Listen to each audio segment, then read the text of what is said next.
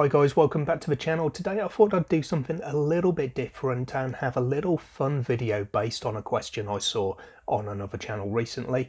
Which 3 books would I be stranded on a desert island with? Stay tuned to find out my answer.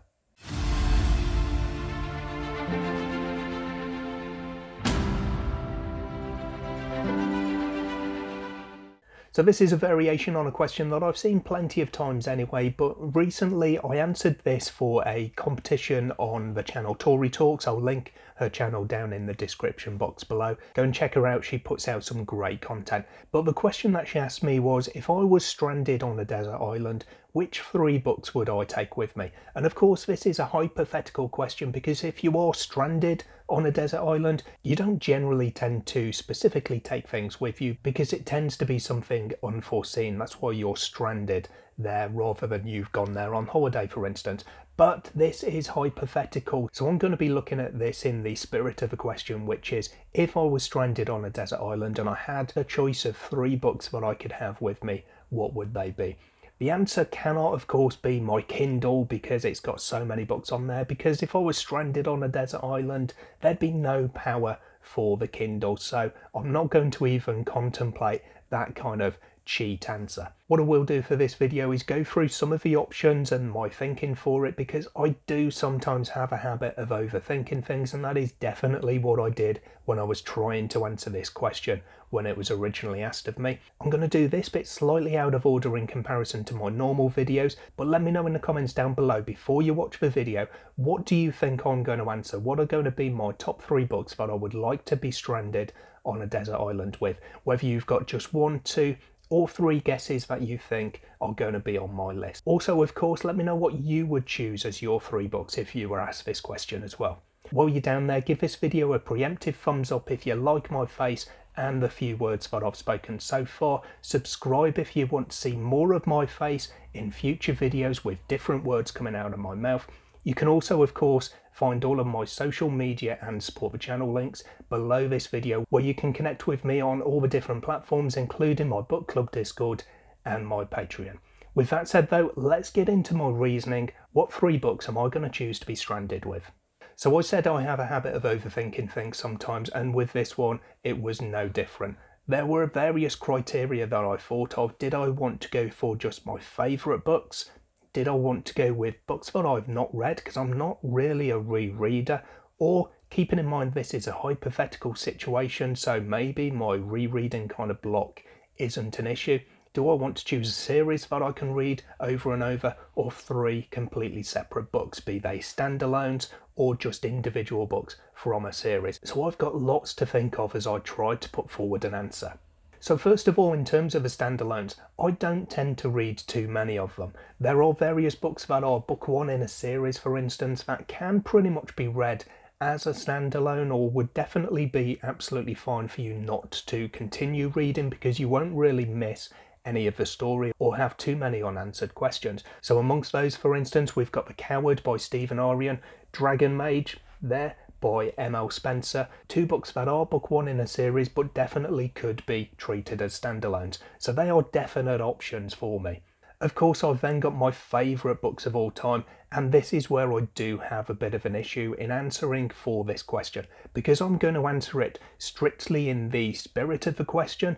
And again, I'm not going to choose my Kindle, but likewise I'm not going to choose bind-ups of series that don't exist as bind-ups. So with my favourite series being The Faithful and Fallen, and my favourite book coming at the end of the series with Wrath, maybe Ruin as book 3, I can't really choose those because you can't read those books as standalones. You have to read the whole thing, and I can't take 4 books as the answer to this hypothetical question, so Malice and Valor would miss out on there, and I can't just start at Ruin. There is the option of Blood and Bone by John Gwynne, which is a follow-up series and there's a trilogy, so maybe I could take that.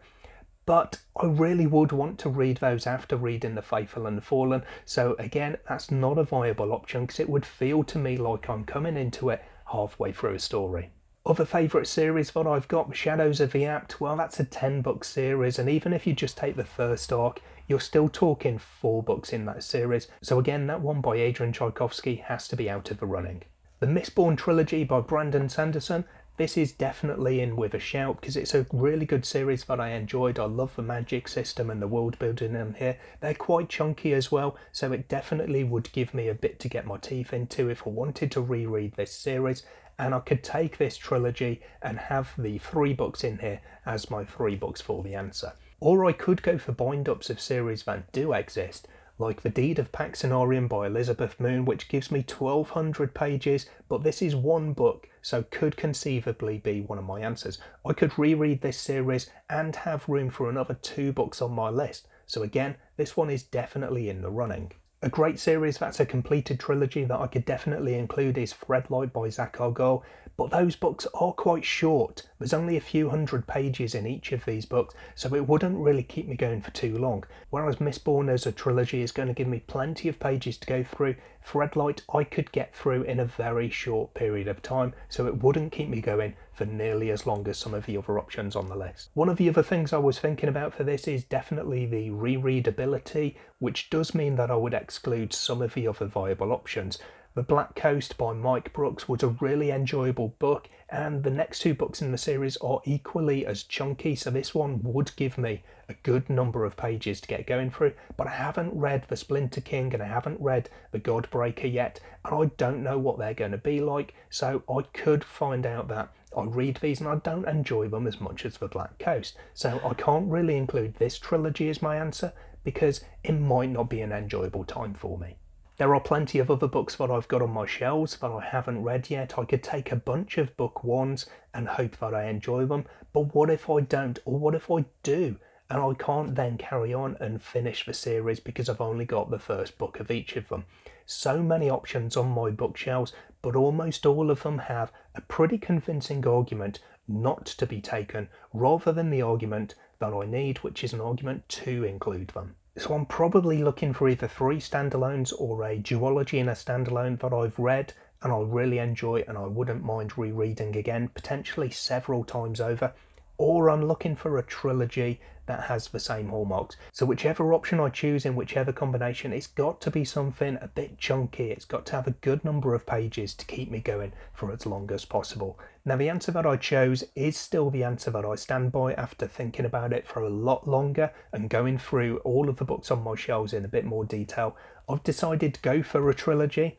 It's kind of a trilogy anyway, it's technically 6 books, but I'm going by books and I have them in a trilogy, and there's a good number of pages and really good rereadability as far as I'm concerned. This is the Rhaenyra Revelations by Michael J. Sullivan. I really enjoyed these books and they are nice, hefty volumes for these 3 books, so this will keep me going for a good long time. It's been a long time since I've read these, so if I was someone who reread books on a general basis, I would probably say I'm due for a reread of these now, but I really enjoyed the story and the characters, the witty banter that Royce and Hadrian have throughout this series, so I think this could be a really good option as a series that I would potentially, in this hypothetical situation, end up rereading several times over.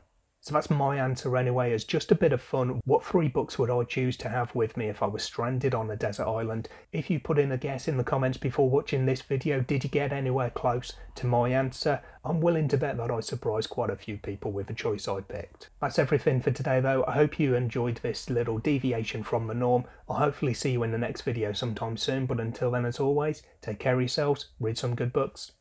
Bye for now.